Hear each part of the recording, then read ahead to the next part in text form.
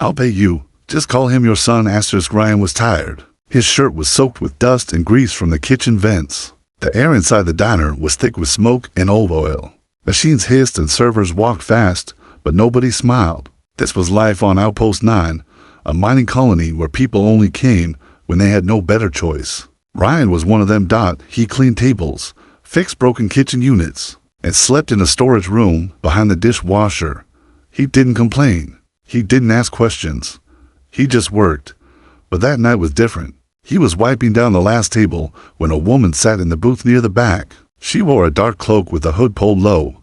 Ryan couldn't see her face clearly, but he noticed her hands, long, slender, with skin like soft blue light. Alien, high-blooded, maybe noble, but she looked nervous, always glancing toward the entrance. And beside her sat a child, a boy, maybe 5 or 6 years old, quiet, wide-eyed, hugging a small blanket. "Can I get you something?" Ryan asked politely. The woman didn't answer right away. Then she leaned forward and spoke in a low voice. "I'll pay you 1,000 credits, she said. "Just call him your son." Ryan blinked. "What? He's mine," she whispered. "But they're looking for us. They won't take him if he has a human guardian. Just pretend. Just for today." Ryan looked at the boy. The kid stared back at him, scared but curious. "I think you've got the wrong guy," Ryan said. "I'm not part of anything. That's exactly why I chose you," she said.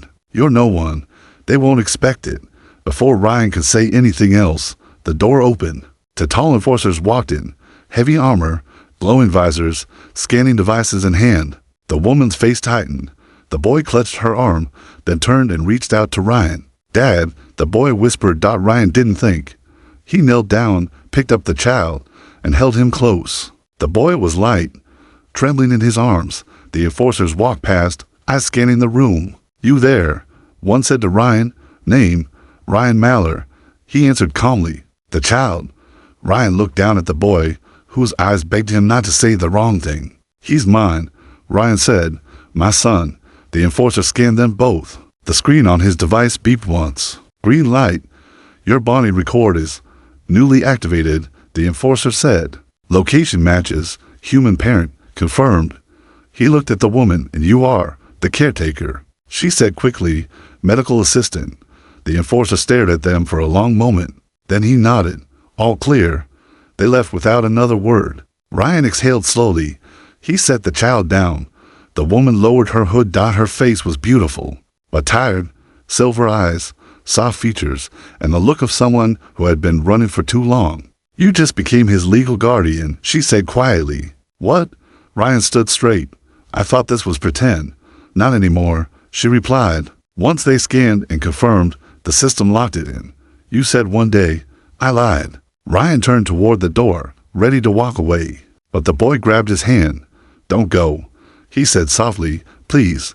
The voice stopped Ryan. He looked back at the woman. "You're really his father now, even if you didn't mean to be." The next morning, Ryan woke up in a strange room. It wasn't his storage closet behind the diner. This place had soft lights, a window that faced the skyport, and the small bags near the door. He sat up slowly, rubbing his eyes for a second. He wondered if it had all been a dream. The alien, woman, the child, the lie. Then he saw Tully sleeping on a rolled-up blanket next to him. Still here. Still real. And still holding Ryan's jacket like it was a safety rope. The door opened. Kava walked in, holding warm food and a small flask of water. "You slept like a stone," she said quietly. "He didn't." Ryan stretched. "I'm not used to being followed by armed guards and fake claiming a child." "It's not fake anymore," she said. Ryan looked at her. "What do you mean?" She handed him a small data chip. "I checked the public registry this morning," she said. "You were scanned as his guardian last night. The system confirmed it. Full biolock, full social tag. So, what? I can't undo it." Kava sat across from him. Her face was calm but tired. "Not unless I cancel it from my side," she said. "Then do it," Ryan said quickly. "I never agreed to raise someone's child." Kava looked away. "I can't." "Why not?" She didn't speak right away. She handed him a folded sheet from her coat pocket. It was an official order. Red seal. High Court authority. Biological parent is marked for detainment or removal. No right to claim or revoke guardianship. Ryan read it twice. "You're Being hunted by your own people, Keva nodded, and if they catch me, they'll take him. But with you marked as guardian, a human with no noble ties, they can't touch him. It protects him. Why would they want to take a child? Ryan asked. Keva stood and walked to the window. Because he's not just any child, she whispered. His father was from a noble bloodline. I was born outside the system, a rebel by blood. They called our bond illegal, and our son dangerous. Ryan stared at her. So they want to erase him. Yes. He sat back, and now they think I'm his father. Keva looked at him carefully. You're really his father now, even if you didn't mean to be. Ryan looked at the boy. Tolly was still asleep, small, fragile, and peaceful, like he had finally found safety. How long do I have to do this? Ryan asked quietly. Keva answered softly, until he's old enough to stand alone, or until we make it to the edge systems, where no one follows. And if I say no, then we run without you, she said. But they'll find us faster, and this time, they won't just scan. Hours later, they moved out of the city. Ryan wore a chipped ID badge that said father of minor Tolly, bonded. Every checkpoint they passed, the guards waved them through with respect. Keva kept her hood low and spoke only when needed. They stayed in a small ground cruiser, silent for most of the trip, but Tolly broke that silence. As he leaned against Ryan's arm, he whispered, Dad. Ryan looked down. Yeah, are we safe now? Ryan wanted to say yes, but he couldn't lie. We're trying to be, he said. Tolly nodded and smiled, a small, quiet smile, like it was enough for now. That night, Keva and Ryan stood by a fire under the stars. You didn't have to help, Keva said. I didn't plan to, Ryan replied, but now I'm in it. You regret it? Ryan thought for a long second, then shook his head. Not yet. Keva looked at him, and for the first time, she smiled too, not because everything was okay, but because maybe now it could be. Asterisk, I never wanted to lie, but I had no choice. Asterisk, the desert wind blew softly over the old camp. Ryan sat near the fire, sharpening a metal tool while Tolly played with broken drone parts. The boy was bright, faster than most kids his age, and had already figured out how to make the drone's eyes light up. Keva watched them from a distance. It had been 6 days since Ryan agreed to stay. 6 days since he became dad to a boy he didn't know, and partner to a woman running from everything. But something was changing. He noticed it in the way Tolly now smiled more, and in how Keva spoke to him with less fear. They were becoming something real. Even if it all started with a lie. That night, Ryan woke to the sound of soft voices. He followed the sound through the shadows of the camp. Keva stood behind a large boulder, whispering into a small silver communicator. He still thinks it's just for now, she said. He doesn't know who the boy really is. A voice replied. From the cliffs above, a scout crouched behind a rock, recording every word with a red light blinking softly. He whispered into a mic. Confirmed. The child lives. The human is marked. Preparing next phase. Then he vanished into the shadows. Unseen. Later that night, Ryan couldn't sleep. He stood outside the tent, staring at the stars. Keva joined him quietly. You're angry, she said. Not angry, he replied. Just overwhelmed. Keva nodded. I understand. I came here to disappear, Ryan said. I didn't want to be anyone's hero. You're not a hero, Keva said gently. You're just doing what's right. He looked at her. That scares me more. They both smiled, tired. Broken smiles. Keva stepped closer. You have a right to walk away. Do I? Yes. But if you stay, it means something. Ryan looked at the tent where Tolly slept. He called me dad today, he whispered, and I didn't hate it. Keva's voice softened. He means it. I think maybe I do too. They stood in silence, not as strangers anymore, but something else. Maybe not a real family yet, but no longer pretending either. Asterisk, the morning air was still. Ryan felt it first. A strange pressure in the air, like something heavy, was moving nearby, just out of sight. He stepped outside the tent, scanning the horizon. Then he saw it, a small black shape speeding toward them in the sky. Not a bird, not a cloud. A drone. He rushed back inside. Keva, wake up. We need to move. She opened her eyes instantly, one glance at Ryan's face, and she knew. They found us? Yes. Keva grabbed Tolly and packed their things in seconds. No panic, just speed. They ran toward the ridge, but it was delayed. An explosion hit the ground behind them. Smoke dust a figure dropped from the air. Tall, armored, armed. A rebel scout stumbled out of the smoke, bleeding. Go. He shouted. They're coming, and they want the child. They escaped through the tunnels under the rocks. Keva led the way. Ryan carried Tully on his back. The boy held on tight, silent, eyes wide.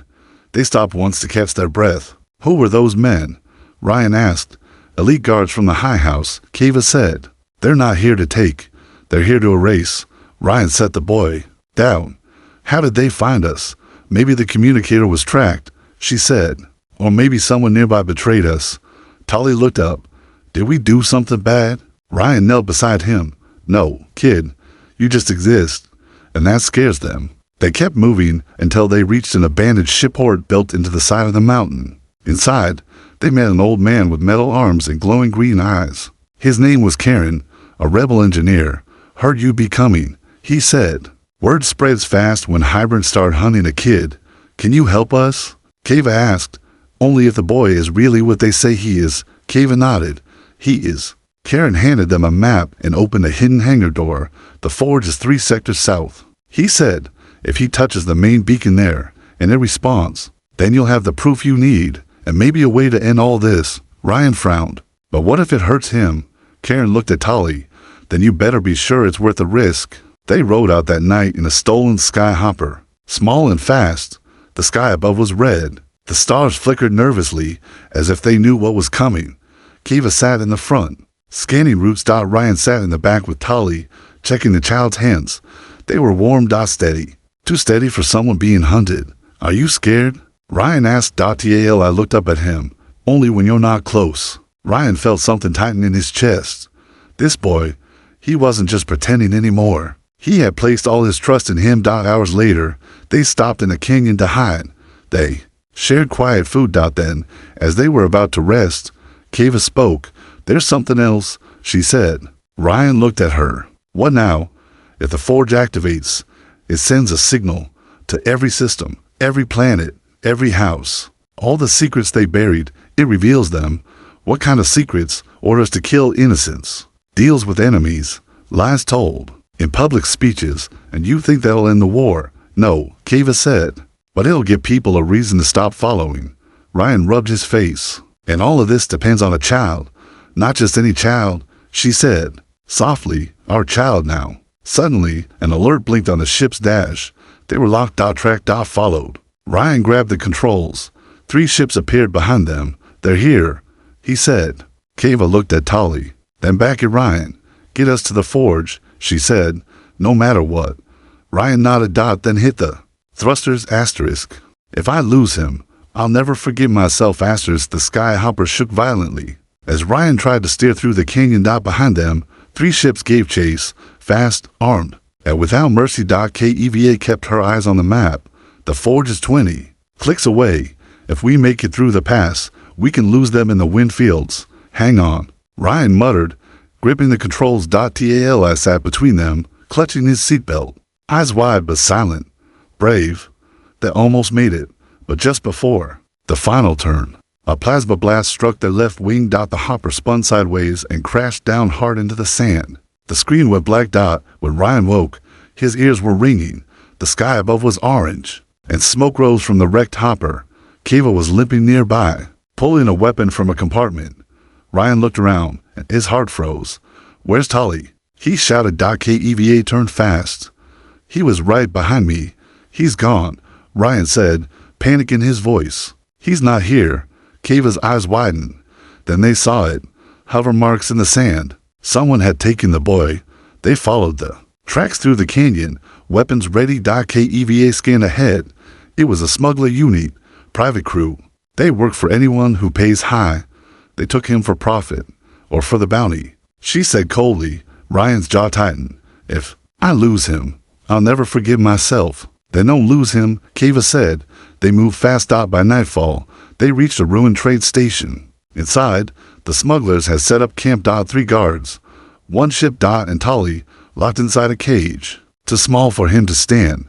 Ryan saw him. His heart nearly broke. Tully sat still, his hands gripping the bars. We take them out quietly, Keva whispered. No mistakes. But Ryan had already stepped forward. He didn't wait, didn't think. He ran.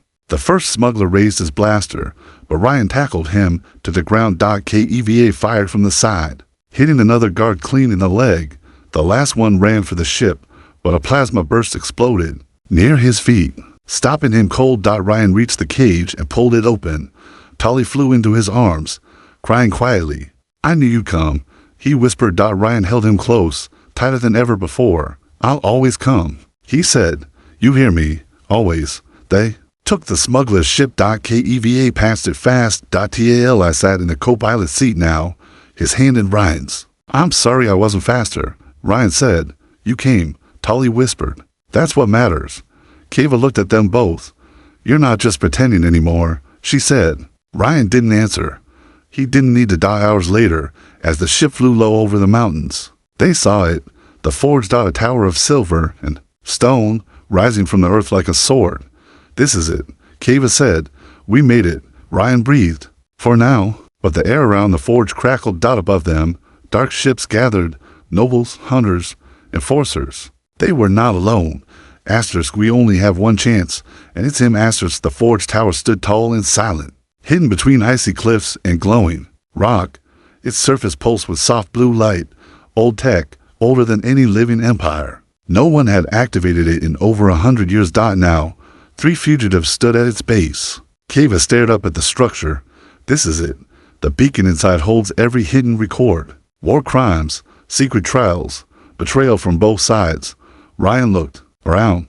"So what's the plan?" "We climb," Keva said, "and we pray the boy's gift works." Ryan turned to Tali. The child was quiet, staring at the tower with a strange calm. "Are you okay?" Ryan asked. Tali nodded. "I feel it, like it's calling to me." Keva placed her hand on Ryan's arm.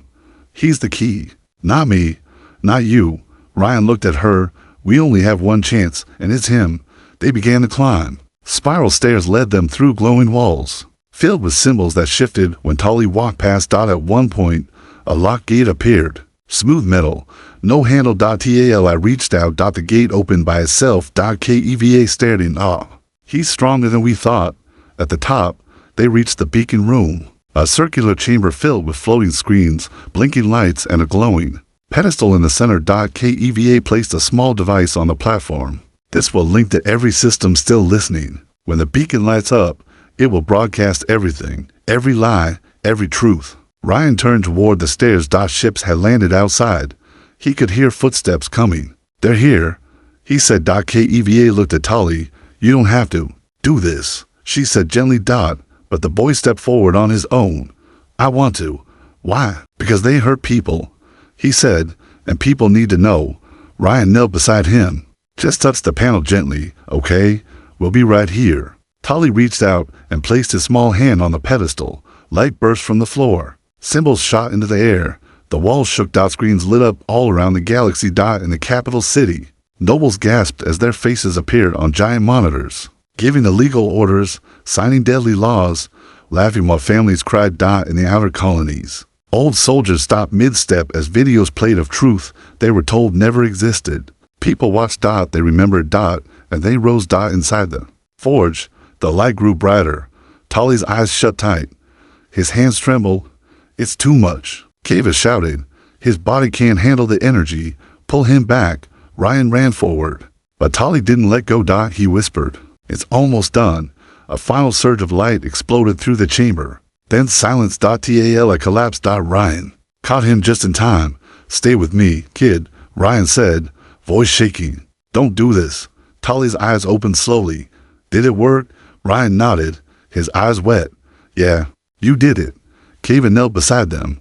"You've changed everything." Outside, the soldiers stopped. They had seen the broadcast. Some dropped their weapons. Others simply turned and left. No more orders. No more lies. The world had shifted. Ryan carried Tali down the stairs. Keva followed, her steps slow, but proud. No one stopped them. Not this time. They walked out into a new dawn. Not free yet, but no longer hunted. And the whole galaxy was watching. "You didn't pretend. You chose me." 6 months later, a quiet wind moved over the green hills of a peaceful planet called Lysa. Birds sang in the morning light. Children laughed near the water. In a small home on the hill, Ryan sat on the porch, fixing a broken toy ship with his tools. He no longer wore a weapon. His hands, once rough from running and fighting, were now steady with purpose. Inside, Keva prepared tea. Her eyes were brighter now, her voice softer.